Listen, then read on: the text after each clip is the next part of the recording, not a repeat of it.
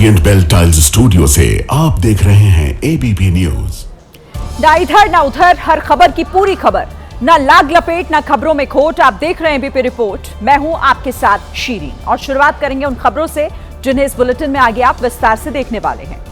देखिए, गोवा अग्निकांड मामले में नाइट क्लब के खिलाफ बुलडोजर एक्शन। प्रशासन ने लूथरा बंधुओं का क्लब तोड़ा। भागकर थाईलैंड पहुंचे गौरव लूथरा की पहली तस्वीर सामने आई है।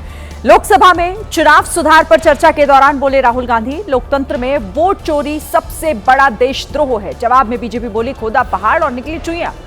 इधर राज्यसभा में चर्चा के दौरान गृह मंत्री अमित शाह ने पंडित नेहरू पर वंदे मातरम के 2 टुकड़े करने का आरोप लगाया। जवाब में खड़गे बोले, देश को हमने आजाद करवाया। और इंडिगो संकट पर लोकसभा में उड्डयन मंत्री ने कहा कि नियमों के हिसाब से कड़ी कार्रवाई होगी। तो वहीं डीजीसीए ने इंडिगो की विमान सेवा में कटौती के निर्देश दिए हैं। अब विस्तार से आपको खबरें दिखाते हैं। सबसे पहले रूस की राजधानी मॉस्को में पुलिस की पेट्रोलिंग कार से भीषण किस तरह से एक्सीडेंट हुआ है वो तस्वीरें आपको दिखाते हैं, जिसने कोरियर लेकर जा रहे एक स्कूटी वाले को टक्कर मार दी। हादसे में स्कूटी सवार युवक की मौत हो गई।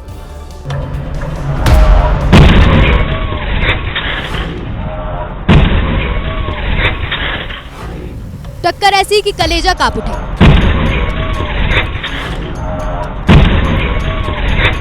कार की टक्कर से स्कूटी वाला करीब 50 फीट दूर जाकर गिरा और स्कूटी उससे भी आगे। अब सवाल ये उठता है कि गलती किसकी है, तो वीडियो को जरा ध्यान से देखिए। कोरियर बॉय रोड क्रॉस करने के लिए मुड़ता है। इस समय उसके लिए ग्रीन सिग्नल दिख रहा है, लेकिन वो सड़क पार करता है उससे पहले ही पुलिस की गाड़ी ने स्कूटी में भयंकर टक्कर मार दी। हादसा इतना जोरदार था कि मौके पर ही बाइक सवार की मौत हो गई। हालांकि पुलिस की कार रुककर उसके पास आई, लेकिन तब तक उसकी जान जा चुकी थी।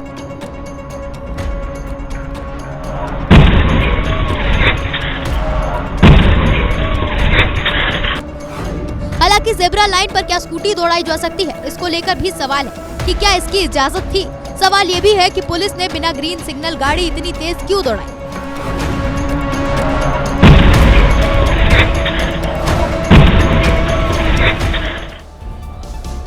इधर केरल के वडक्केकट में एक बड़ा हादसा हो गया, जहां पर एक तेज रफ्तार के चक्कर में बाइक सवार 2 युवकों की जान पर बनाई, जिनमें से एक की हालत गंभीर है। एक्सीडेंट की तस्वीरें हर किसी के लिए बहुत बड़ा संदेश है।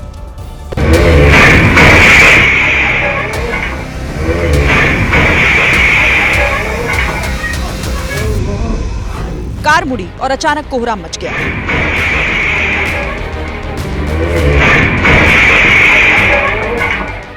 एक पल को समझ ही नहीं आया कि आखिर ये हुआ क्या।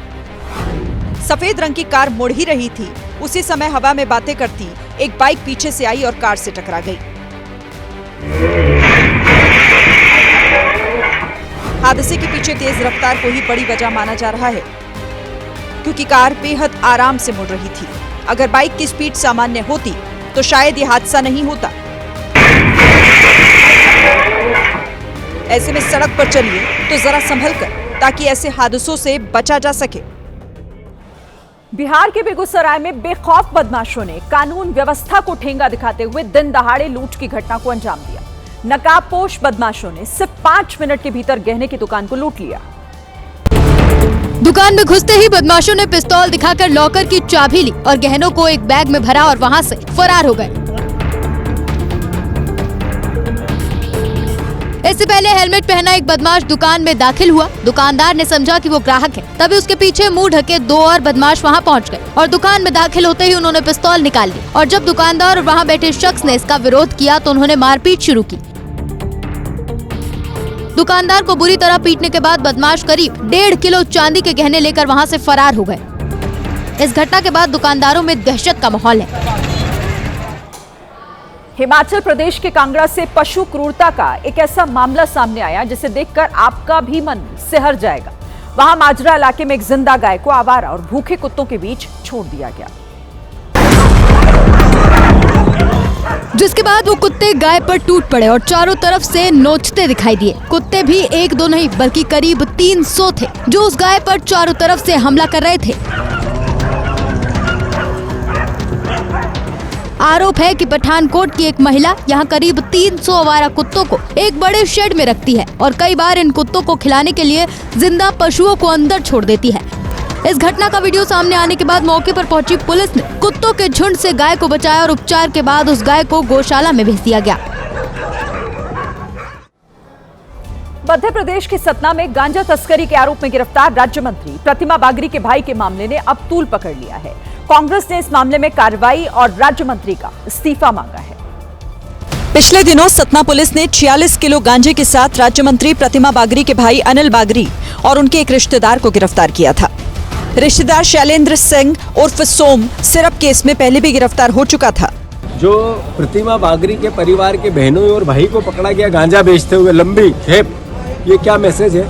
यानी ये सरकार खुद नशे में इन्वॉल्व है। कांग्रेस ने प्रतिमा बागरी से इस्तीफा मांगा। वहीं जब इस मामले पर खजुराहो समीक्षा बैठक में पहुंची राज्य मंत्री से सवाल किया गया तो वो नाराज हो गए। मैम, आपके भाई पकड़े हैं गांजा तस्करी में, क्या कहेंगे? जबरदस्ती की बात क्यों करते हो तुम लोग? उस वक्त प्रतिमा बागरी ने कोई जवाब नहीं दिया और गुस्से में वहां से चली गईं। लेकिन जब मामला और बढ़ा तो राज्य मंत्री ने इस मुद्दे पर सफाई देते हुए कहा, कानून अपना काम कर रही है, जो गलत करेगा उसको सजा मिलेगी। और जिस तरह मीडिया अपने आप से रिश्तेदार बना लेता है, मेरा अनुरोध है कि पहले आप उसकी पुष्टि कर ले। महाराष्ट्र के छत्रपति संभाजीनगर में एक शादी समारोह के दौरान चोर ने सबके सामने पर्स उड़ा लिया। पीड़ित की शिकायत पर पुलिस आरोपी की तलाश में जुट गई है। आरोपी ने चोरी की इस घटना को तब अंजाम दिया जब बैंक्वेट हॉल में शादी की रस्में चल रही थी। मंच के पास खड़ी कुछ महिलाएं बातचीत कर रही थी। आरोपी भी उनके पास ऐसे खड़ा था जैसे वो मेहमान हो। काफी देर तक वो महिला की बातें सुनता रहा और जब उसे लगा कि सभी लोग व्यस्त हैं, तब वो पर्स के पास पहुंचा और उसे उठाकर वहां से चलता बना। पर्स में 2 मोबाइल और नकदी समेत कुल 17,000 रुपए का सामान रखा था। फिलहाल आरोपी की तलाश जारी है। चुनाव आयोग के आदेश के मुताबिक देश के 12 राज्यों और केंद्र शासित प्रदेश में वोटर रिविजन यानी कि एसआईआर का काम हो रहा है।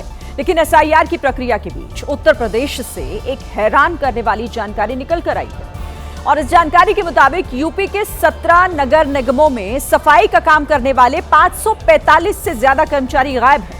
देखिए, बताया जा रहा है कि जब से घुसपैठियों के खिलाफ कार्रवाई तेज हुई है तभी से ये सफाई कर्मचारी गायब हैं। मामला सामने आने के बाद यूपी सरकार ने गायब सफाई कर्मचारियों की पड़ताल का जिम्मा अब एटीएस को सौंपा है। एटीएस ने 17 नगर निगमों से गायब चल रहे सफाई कर्मचारियों की एक लिस्ट मांगी है।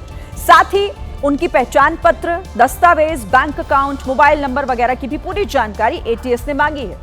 अब देखिए, आशंका इस बात को लेकर जताई जा रही है कि ये गायब सफाई कर्मचारी बांग्लादेशी और रोहिंग्या घुसपैठिए थे जो कार्रवाई के डर से यहां से भाग गए हैं।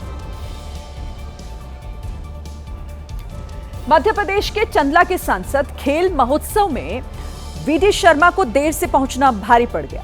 देरी से आने पर इंतजार कर रही एक बच्ची सांसद महोदय पर भड़क गई, उनसे सवाल पूछने लगी। सांसद महोदय वीडी शर्मा ने देर से एंट्री के बाद नमस्ते किया, तभी स्कूल वाली बिटिया भड़क गई। नमस्ते तो ठीक है, आप हमारे इंतजार कर रहे हैं, हमारे पास फालतू टाइम है क्या? सांसद महोदय को स्कूली छात्रा से ऐसे सवाल की उम्मीद नहीं रही होगी, लेकिन घंटों से इंतजार कर रही बच्ची ने जो मुंह में आया वो बोल दिया। नमस्ते तो ठीक है, आप हमारे इंतजार कर रहे हैं, हमारे पास फालतू टाइम है क्या? सांसद वीडी शर्मा ने खिलाड़ियों की नाराजगी को समझा और छात्रा को गले लगाते हुए वहां मौजूद सभी खिलाड़ियों से देर से आने के लिए माफी मांगी। लेकिन इस बच्ची की प्रतिक्रिया सुर्खियों में है। नमस्ते तो ठीक है, आप हमारे इंतजार कर रहे हैं, हमारे पास फालतू। आज का दिन इंडिगो एयरलाइंस के लिए बहुत बड़ा दिन था। इंडिगो को लेकर सरकार ने कुछ ऐसे फैसले लिए जिससे उस एयरलाइन पर बहुत बड़ा असर पड़ सकता है। वो फैसले आपको बताएंगे, लेकिन उससे पहले आपको ये बता देते हैं कि देश भर में फ्लाइट्स कैंसिलेशन का असली कारण आज पता चल गया है। तो हुआ दरअसल ये था कि इंडिगो ने पिछले साल की तुलना में इस साल अपने 9.66% उड़ानें बढ़ा दी हैं और सर्दियों के सीजन में उसने सरकार से 6% ज्यादा उड़ानें को बढ़ाने की इजाजत मांगी थी। वो भी उसे मिल गई, लेकिन बाद में समझ आया कि इंडिगो के पास तो उन उड़ानों को मैनेज करने के लिए पर्याप्त स्टाफ ही नहीं था और इसी वजह से देश भर में एकाएक फ्लाइट कैंसिल होती चली गई। अब सरकार की बारी है। आज बड़ा फैसला लेते हुए सरकार ने इंडिगो की 5% फ्लाइट्स कम कर दी, यानी अब इंडिगो हर दिन 100 से 125 फ्लाइट कम उड़ाएगा। माना जा रहा है कि इस फैसले से इंडिगो के लालच पर सरकार ने कंट्रोल किया। उसे आदेश दिया गया कि वो ज्यादा डिमांड और ज्यादा पॉपुलर रूट्स पर ही फ्लाइट्स भेजे। एक ही सेक्टर में ज्यादा उड़ानें लगाने से बचने को भी कहा गया है। इंडिगो को अपना नया शेड्यूल कल शाम 5 बजे तक DGCA को देना है। सूत्रों के मुताबिक सरकार इंडिगो के रूट्स भी कम कर सकती है। अभी 2200 रूट में इंडिगो चलती है, इसे कम कर वो रूट्स दूसरी एयरलाइंस को दिए जाएंगे। लेकिन एक समस्या और है, अब जब 5% फ्लाइट्स कम चलेंगी तो इसका मतलब ये हुआ कि जो पहले से फ्लाइट्स तय थी उन्हें कैंसिल करना पड़ेगा। यानी अब अगले कुछ दिनों तक इंडिगो की करीब 100 फ्लाइट्स तो कैंसिल होंगी ही, तो इसलिए यात्रीगण फ्लाइट स्टेटस चेक करके ही एयरपोर्ट जाएं। अब बात सिर्फ फ्लाइट्स कम करने तक नहीं रुकेगी। सूत्रों के मुताबिक सरकार इस समस्या की जड़ को समझकर एक्शन लेना चाहती है और इसीलिए कल यानी कि 10 दिसंबर को इंडिगो के टॉप मैनेजमेंट के मीटिंग के लिए उन्हें बुलाया गया है। इसमें उनके CEO पीटर एल्बर्स भी शामिल हैं। DGCA कोई भी बड़ा एक्शन लेने से पहले हर पहलू को जांचना और परखना चाहती है और इसीलिए कल DGCA की 4 मेंबर्स की कमेटी इंडिगो से सवाल जवाब करेगी। कहा यह जा रहा है कि इंडिगो से इस मिसमैनेजमेंट की वजह जानने के बाद ही एक्शन लिया जाएगा। आगे बढ़ते हैं। देखिए, दक्षिण अफ्रीका के खिलाफ T20 सीरीज से पहले टीम इंडिया भगवान के दर पर पहुंची। कटक में अब से थोड़ी देर बाद पहला T20 मुकाबला शुरू होने वाला है। मैच से पहले आज सुबह पुरी में खिलाड़ियों ने भगवान जगन्नाथ का आशीर्वाद दिया। टीम इंडिया के कप्तान सूर्य कुमार यादव पत्नी के साथ भगवान जगन्नाथ के दर्शन के लिए पहुंचे। कप्तान के साथ बल्लेबाज तिलक वर्मा, स्पिनर वॉशिंगटन सुंदर और कोच गौतम गंभीर भी पुरी पहुंचे। टीम इंडिया के स्टार्स की एक झलक के लिए लोग बेताब नजर आ रहे थे। खिलाड़ी और कोच सुरक्षा घेरे से होते हुए मंदिर के अंदर पहुंचे।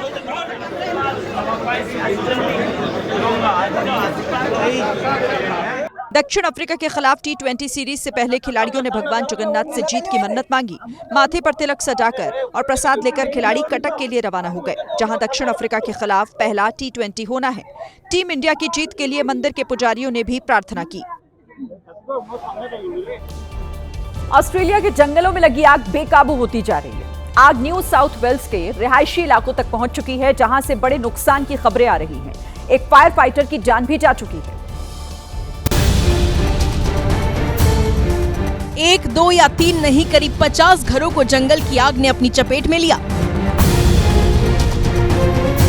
सालों की मेहनत से बनाए घर देखते ही देखते जलकर राख हो रहे हैं। तस्वीरें ऑस्ट्रेलिया के न्यू साउथ वेल्स के कूलेबोंग की है, जहां 500 से ज्यादा लोग रातों रात बेघर हो गए। जिस इलाके में आग लगी वो सिडनी के पास है। घरों में लगी आग की ऊंची ऊंची लपटें और धुएं का गुबार कई किलोमीटर दूर तक नजर आ रहा है। आग को बुझाने के लिए 1500 से ज्यादा फायर फाइटर्स और सेना के हेलीकॉप्टर लगातार काम पर लगे हैं। ऑस्ट्रेलिया के जंगल में अब भी 50 से ज्यादा जगह पर आग लगी हुई है। वहीं 5000 हेक्टेयर से ज्यादा जमीन जल चुकी है। आंध्र प्रदेश के गुंटूर में पुलिस ने ड्रोन की मदद से जुआरियों को पकड़ा है। इसके लिए पुलिस डिपार्टमेंट ड्रोन के साथ जंगल में घुसा और अंदर गैर कानूनी काम कर रहे लोगों को फिल्मी अंदाज में एक्सपोज किया।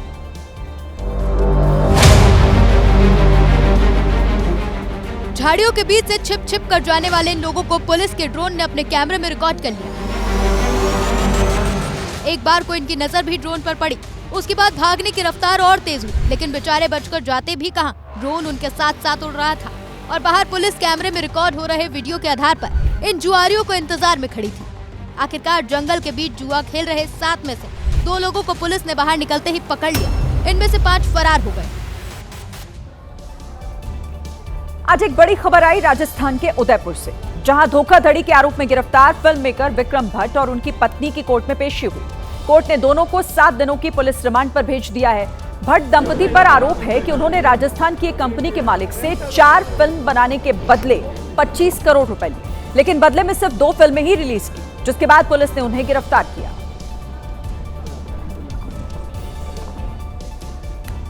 रिश्ते का बनना और उसका टूटना कोई नई बात नहीं है, लेकिन अहमदाबाद में एक शादीशुदा जोड़े के तलाक का कारण जानकर आप हैरान रह जाइएगा। जानकारी के मुताबिक प्याज और लहसुन की वजह से पति पत्नी के बीच ये तलाक हुआ है। गुजरात हाई कोर्ट ने भी तलाक को सही मानते हुए फैसले को चुनौती देने वाली पत्नी की अर्जी को खारिज कर दिया। 2002 में शादी के बाद से ही पति और पत्नी के बीच खाने पीने के मुद्दे पर अक्सर झगड़ा होता था। दरअसल पत्नी स्वामी नारायण संप्रदाय की भक्त थी और लहसुन प्याज नहीं खाती थी, जबकि पति और उसके परिवार के लोग लहसुन प्याज का रोज इस्तेमाल करते थे। झगड़ा बढ़ा तो दोनों ने घर में अलग अलग रसोई बना ली। इससे भी जब बात नहीं बनी तो फिर 2013 में पत्नी अपने बच्चे को लेकर मायके चली गई। पत्नी की इस हरकत से दुखी होकर पति ने फैमिली कोर्ट में तलाक की अर्जी दाखिल की। लंबी सुनवाई और बहस के बाद फैमिली कोर्ट ने 8 मई 2024 को तलाक का आदेश दे दिया, जिसके बाद पत्नी ने इस फैसले को गुजरात हाई कोर्ट में चुनौती दी और अब गुजरात हाई कोर्ट ने भी फैमिली कोर्ट के आदेश को बरकरार रखते हुए तलाक को मंजूरी दे दी है। राष्ट्रीय गीत वंदे मातरम पर 8 दिसंबर को लोकसभा में तो 9 दिसंबर को राज्यसभा में चर्चा हुई। केंद्रीय गृह मंत्री अमित शाह ने कहा कि जो लोग वंदे मातरम का महत्व नहीं जानते वही इसे चुनाव से जोड़कर देख रहे हैं और वंदे मातरम के टुकड़े करने का आरोप पूर्व पीएम पंडित नेहरू पर लगाया। जब वंदे मातरम के 50 साल हुए तब क्या हुआ? वंदे मातरम के 50 साल हुए, देश आजाद नहीं हुआ था। अमित शाह ने आरोप लगाया कि पूर्व प्रधानमंत्री जवाहरलाल नेहरू ने वंदे मातरम की स्वर्ण जयंती पर इसी गीत को तोड़ने का काम किया। और वंदे मातरम की स्वर्ण जयंती हुई 1937 में। तब जवाहरलाल नेहरू जी ने वंदे मातरम के 2 टुकड़े कर उसको 2 अंतरों तक सीमित करने का काम किया। शाह ने आरोप लगाया कि जिस वक्त वंदे मातरम का बखान होना चाहिए उस वक्त कांग्रेस ने तुष्टीकरण की राजनीति की। 50वें पड़ाव पर वंदे मातरम को सीमित कर दिया गया, वहीं से तुष्टीकरण की शुरुआत हुई और वो तुष्टीकरण जाकर देश के विभाजन में अमित शाह ने सीधे सीधे देश के बंटवारे का जिम्मेदार कांग्रेस को बताया। मेरे जैसे कई लोगों का मानना है कांग्रेस पार्टी को पसंद आए ना आए, अगर वंदे मातरम के तुष्टीकरण की नीति के तहत 2 टुकड़े न करते तो देश का बंटवारा नहीं होता और देश पूरा होता। अमित शाह यही नहीं रुके, उन्होंने आरोप लगाया कि वंदे मातरम को लेकर सिर्फ नेहरू ने तुष्टीकरण की राजनीति नहीं की बल्कि पूर्व प्रधानमंत्री इंदिरा गांधी ने भी इस गीत का सम्मान नहीं किया। जब वंदे मातरम 100 साल का हुआ तो पूरे देश को बंदी बना दिया गया। को था कि 100 साल मनाए जाएंगे, मगर 100 साल हुआ तब वंदे मातरम का महिमा मंडन का सवाल ही नहीं था, क्योंकि वंदे मातरम बोलने वाले जो सारे लोग थे उनको इंदिरा जी ने जेल में बंद कर दिया। अमित शाह के बाद कांग्रेस के अध्यक्ष मल्लिकार्जुन खड़गे ने वंदे मातरम पर अपनी बात रखी और कहा कि वंदे मातरम को आजादी का नारा बनाने का काम कांग्रेस ने किया। इस गीत को कांग्रेस के अधिवेशनों में गाया जाता था। इसके बाद खड़गे ने बीजेपी से पूछा, क्या आप लोगों ने अपने पार्टी का कार्यक्रम शुरू होता ये आपने पहले कर दिए थे? इसके बाद खड़गे ने वंदे मातरम के टुकड़े करने के आरोप पर पीएम मोदी और अमित शाह को घेरा। सर, ये बातें आप अब बता रहे हैं, जब आप मुस्लिम लीग के साथ मिलकर गवर्नमेंट किए, श्यामा प्रसाद मुखर्जी और मुस्लिम लीग मिलके आपने बंगाल में जो गवर्नमेंट की, कहां गया था देशभक्ति? मल्लिकार्जुन खड़गे ने असहयोग आंदोलन का जिक्र करते हुए सवाल पूछा। असहयोग आंदोलन छेड़ा तो लाखों कांग्रेसी स्वतंत्रता सेनानी भारत माता की जय, महात्मा गांधी की जय और वंदे मातरम का नारा लगाते हुए जेल जा रहे थे। आप क्या कर रहे थे? ब्रिटिशों के पास नौकरी कर रहे थे और आप हमको देशभक्ति सिखाते हो। अगर आप भी यूपी में पूर्वांचल एक्सप्रेसवे से सफर करते हैं तो जरा अलर्ट हो जाइए, क्योंकि आप पर न सिर्फ सीसीटीवी से नजर रखी जा रही है बल्कि वीडियो दिखाकर वसूली भी की जा रही है। कुछ ऐसा ही मामला सुल्तानपुर में पूर्वांचल एक्सप्रेसवे पर टोल प्लाजा से सामने आया। जहां पर लगे एंटी ट्रैफिक मैनेजमेंट सिस्टम के मैनेजर ने इसे अपनी कमाई का जरिया बना लिया। आरोप है कि जिन कैमरों का काम यात्रियों की सुरक्षा, ट्रैफिक मॉनिटरिंग करना था, उन्हीं कैमरों का दुरुपयोग कर वो लोगों से वसूली करने लगा। इस बात का खुलासा तब हुआ जब लोगों ने मुख्यमंत्री को पत्र लिखकर शिकायत की, जिसके मुताबिक आरोपी मैनेजर गाड़ियों में प्रेम प्रसंग करने वाले कपल्स का वीडियो बनाता था और वीडियो वायरल करने की धमकी देकर मोटी रकम मांगता था। पैसे लेने के बाद भी वो वीडियो वायरल कर देता था। इतना ही नहीं, गाँव की जो महिलाएं शौच के लिए जाती थी, उनका भी वीडियो बनाकर वायरल कर देता था। शिकायत के बाद टोल प्लाजा की जिम्मेदारी संभालने वाली कंपनी ने मैनेजर आशुतोष विश्वास को टर्मिनेट कर दिया। उत्तराखंड के उत्तरकाशी में गंगोत्री राष्ट्रीय राजमार्ग पर सड़क चौड़ीकरण को लेकर विरोध इस पर बढ़ गया है। हर्षिल में ऑल वेदर रोड के नाम पर कटने वाले देवदार के पेड़ों को बचाने के लिए लोगों ने मुहिम छेड़ दी है, जिसके लिए देश के अलग अलग हिस्सों से पर्यावरण प्रेमी गंगोत्री राष्ट्रीय राजमार्ग पर पहुंचे और देवदार के पेड़ों पर रक्षा सूत्र बांधकर उन्हें संरक्षित करने का संकल्प लिया।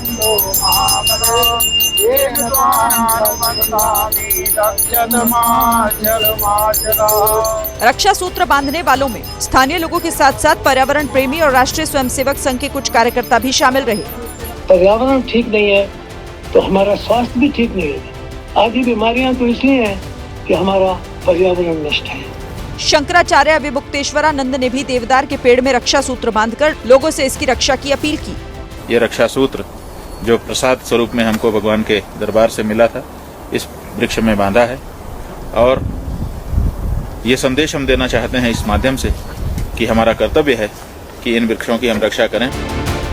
लोगों का कहना है कि अगर इस पैमाने पर पेड़ काटे गए तो आने वाले सालों में इस इलाके में भूस्खलन, जल संकट और पारिस्थितिक असंतुलन गंभीर रूप ले सकता है।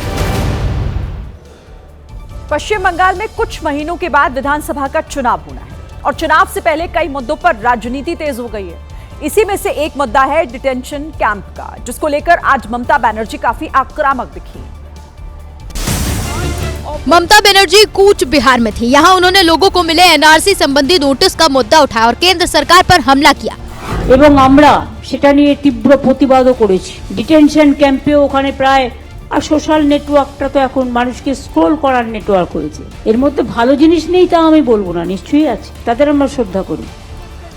ममता बनर्जी ने कहा कि देश को बीजेपी से बचाना होगा और वो पश्चिम बंगाल में बंटवारा नहीं करने देंगे। जय मामाटी मानुषेर जय। बाबर के नाम पर एक बार फिर देश में सियासत शुरू हो गई है। हुमायूं कबीर ने मुर्शिदाबाद में बाबरी मस्जिद का शिलान्यास किया तो मध्य प्रदेश में एक शौचालय पर बाबर के पोस्टर लगा दिए गए। ये मध्य प्रदेश के अशोकनगर जिले की तस्वीर है, जहां सार्वजनिक शौचालय पर बाबर नाम का पोस्टर चिपकाया गया। पोस्टर चिपकाने वाले बीजेपी से जुड़े हैं। यह देश राम और श्याम का देश है। यह देश भगत सिंह, चंद्रशेखर आजाद, गुरु गोविंद सिंह ऐसे महापुरुषों का देश है। बाबर नाम का एक आक्रांता भारत में आया था। बीजेपी नेता ने अपने साथियों से शहर के अलग अलग हिस्सों में बने सार्वजनिक शौचालय पर भी ऐसे ही पोस्टर लगाने के लिए कहा है। इधर आज सरकार ने संसद में भी दोबारा इंडिगो पर जवाब दिया। कल राज्यसभा में तो आज लोकसभा में केंद्रीय नागरिक उड्डयन मंत्री राम मोहन नायडू ने पूरे मामले को समझाया। सरकार ने देश को भरोसा दिया कि अब एयरपोर्ट में हालात सामान्य हो रहे हैं। The disruption caused by Indigo's recent operational failures is now rapidly stabilizing, and the airports are reporting normal conditions without crowding or distress. लोगों को उनके पैसे और सामान वापस दिलवाने के लिए सरकार इंडिगो पर सख्ती कर रही है। Indigo was ordered to issue refunds promptly, and as informed by them, more than 750 crore has already reached the passengers. आज भी सरकार ने कहा कि वो देश में और नई एयरलाइंस चाहती है। The government is determined to build a more robust and competitive aviation ecosystem. Through our policies, we are encouraging more new airlines to start and operate in India. सरकार ने संसद में स्पष्ट किया कि चाहे कितनी भी बड़ी एयरलाइन क्यों ना हो, आम जनता को उससे परेशानी होगी तो एक्शन जरूर होगा। देखिए, सरकार की सख्ती के बावजूद विपक्ष को उन पर भरोसा नहीं था। विपक्ष चाहता था कि आज वंदे मातरम के साथ इंडिगो पर भी चर्चा हो। हंगामे के बाद लोकसभा स्पीकर ने विपक्ष को नियमों का पाठ भी पढ़ाया। इंडिगो पर नागरिक उड्डयन मंत्री के जवाब के बाद से ही विपक्षी सांसदों ने हंगामा करना शुरू कर दिया। कुर्सी से खड़े होकर सबने इस पर चर्चा की मांग की। बदले में स्पीकर ने कहा, आपको अगर कोई चर्चा करनी है तो आप नोटिस दीजिए, यही संसदीय परंपरा रहती है। नोटिस के बजाय विपक्ष के सांसद अपनी सीट छोड़कर बाहर चले गए और चर्चा ना होने के विरोध में वॉकआउट किया। हम लोगों ने क्लैरिफिकेशन मांगा, चर्चा के लिए मांगा, चर्चा के लिए सरकार तैयार नहीं थी, इसलिए हम लोगों ने पूरे इंडिया अलायंस ने 200 एमपीज ने वॉकआउट किया। पहले राज्यसभा और अब लोकसभा में सरकार के स्पष्टीकरण के बाद भी विपक्ष जवाब से सहमत नहीं दिखा। एक्शन और सियासत के बीच अब इंडिगो का दावा है कि उसने हालात पर काबू पा लिया है और देश भर में उसकी उड़ानें सही से चल रही हैं। एक सॉरी के साथ इंडिगो ने अपनी वापसी का ऐलान किया और कहा कि रिफंड भी लगातार दिया जा रहा है। इंडिगो के सीईओ ने माफी के साथ अपनी एयरलाइंस की मौजूदा स्थिति बताई। Your airline, Indigo, is back on its feet and our operations are stable. We've let you down when a major operational disruption happened, and we're sorry for that. Airports पर भी आज बीते दिनों के मुकाबले परेशानियां कम दिखीं। एक दो दिन पहले इतनी भीड़ हुआ करती थी, यात्री झगड़ा कर रहे थे। इंडिगो का ये दावा है कि वो वापस से बैक टू नॉर्मल आ चुकी है। दिल्ली के जिस एयरपोर्ट में कल तक सामान का ढेर लगा था, वहां भी अब स्थिति सामान्य है। ये जो लगेज यहाँ पर देखने को मिल रहा था, उन लगेज को उन तमाम यात्रियों के एड्रेस पर भेजने की जो कवायद है वो इंडिगो की तरफ से की गई है। हालांकि फ्लाइट्स का डिले होना कम नहीं हुआ। दिल्ली एयरपोर्ट में दूर दराज से आए लोग दिन भर फ्लाइट्स का इंतजार करते दिखे। जम्मू कश्मीर के बारामूला में भारी बर्फबारी से ठंड की मार पड़ी है। दिसंबर के दूसरे हफ्ते में ही तापमान शून्य से नीचे चला गया है, जो इस साल ज्यादा सर्दी पड़ने का संकेत दे रहा है। लेकिन कड़ाके की ठंड के बीच बर्फबारी और खूबसूरत झरने को देखकर पर्यटकों के चेहरे खुशी से खिल उठे। जम्मू कश्मीर के बारामूला में घूमने आए लोग प्रकृति की सुंदरता को अपने कैमरे में कैद कर रहे हैं, सेल्फी ले रहे हैं। हर तरफ बर्फ ही बर्फ देखने को मिल रही है। पेड़ों और घरों की छतों पर बर्फ के टुकड़े लटके हुए नजर आ रहे हैं। 21 दिसंबर से कश्मीर में 40 दिन के चिल्लई कला की शुरुआत हो रही है, जिसमें भारी बर्फबारी के साथ तापमान माइनस में चला जाता है। लेकिन बारामूला में कई जगह पारा अभी शून्य से नीचे लुढ़क गया है, जिसकी वजह से पानी जम गया है और लोगों को दिक्कतों का सामना करना पड़ रहा है। गोवा नाइट क्लब अग्निकांड मामले में पुलिस ने एक बड़ा एक्शन लिया है। जिस नाइट क्लब में आग लगी थी, उस पर बुलडोजर चला दिया गया है। जिस नाइट क्लब में 25 लोगों की मौत हुई थी, उसी नाइट क्लब को बुलडोजर से गिरा दिया गया। बुलडोजर एक्शन से पहले मौके पर बड़ी संख्या में पुलिस बल को तैनात किया गया और कुछ ही घंटों में पूरे क्लब को जमींदोज कर दिया गया। इस क्लब कभी पार्टी होती थी, देश विदेश से लोग आते थे, लेकिन एक लापरवाही की वजह से क्लब के अंदर जलकर 25 लोगों की जान चली गई। आरोप है कि इसे बनाने के लिए नियमों की अनदेखी की गई थी, इसीलिए सबसे पहले इस क्लब को बनाने की अनुमति देने वालों को सस्पेंड किया गया और अग्निकांड के 3 दिन बाद बुलडोजर से इसे गिरा दिया गया।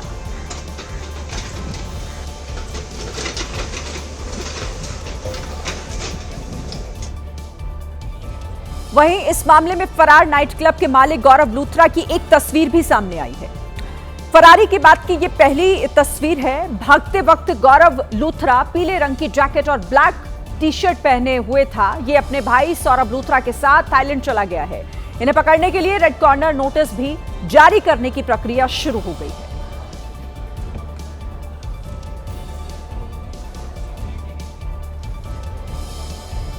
देखिए, गोवा पुलिस दोनों भाइयों को पकड़ने के लिए छापेमारी करती रही, लेकिन गौरव और सौरभ लूथरा देश छोड़कर भाग निकले। दोनों इंडिगो की फ्लाइट से थाईलैंड के फुकेट चले गए हैं। गिरफ्तारी से बचने के लिए लूथरा ब्रदर्स देश से भागे। 6 दिसंबर को यह हादसा हुआ और 7 दिसंबर की सुबह 5:30 बजे इंडिगो फ्लाइट से ये उड़ गए। लेकिन गोवा पुलिस को इस बात की भनक भी नहीं लगी। गोवा से दिल्ली तक छापेमारी कर कई आरोपियों को गिरफ्तार कर लिया, लेकिन पुलिस को क्लब के मालिक गौरव और सौरभ लूथरा कहीं नहीं मिले।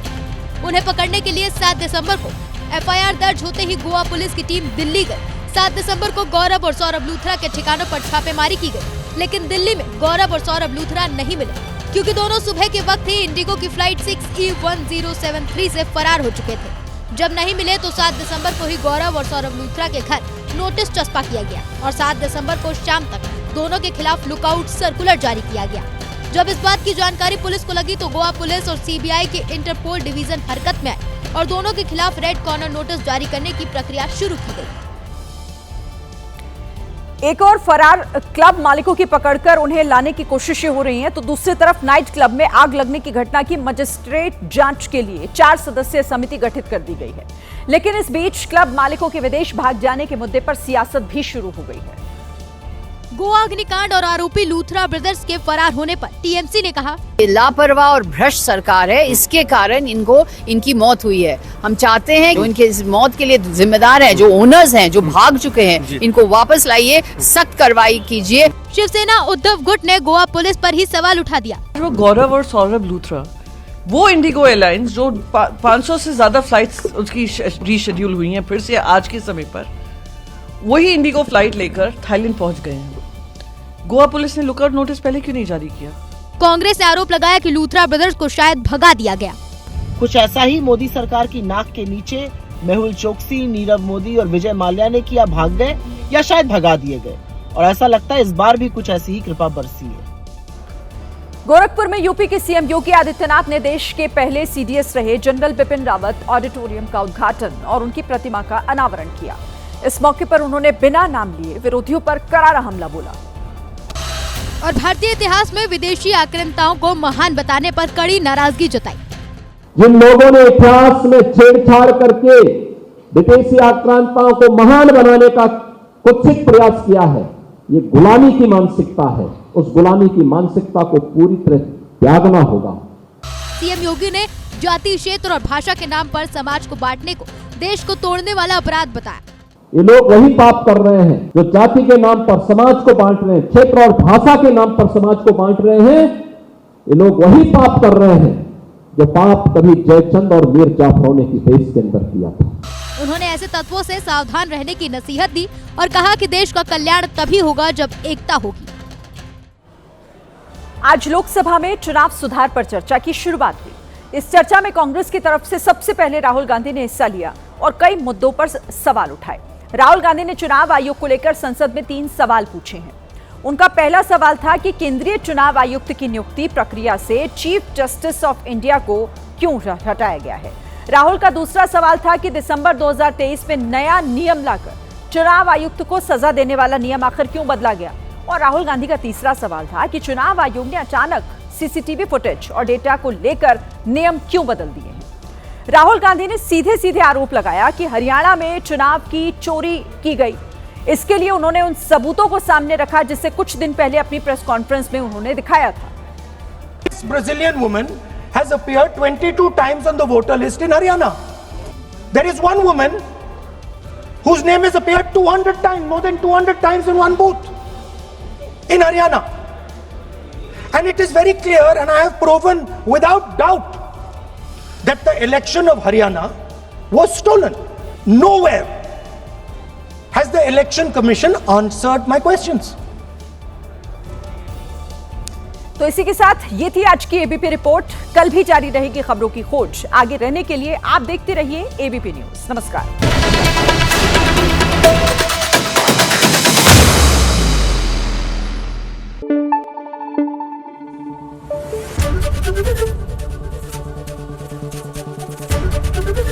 एबीपी न्यूज आपको रखे आगे।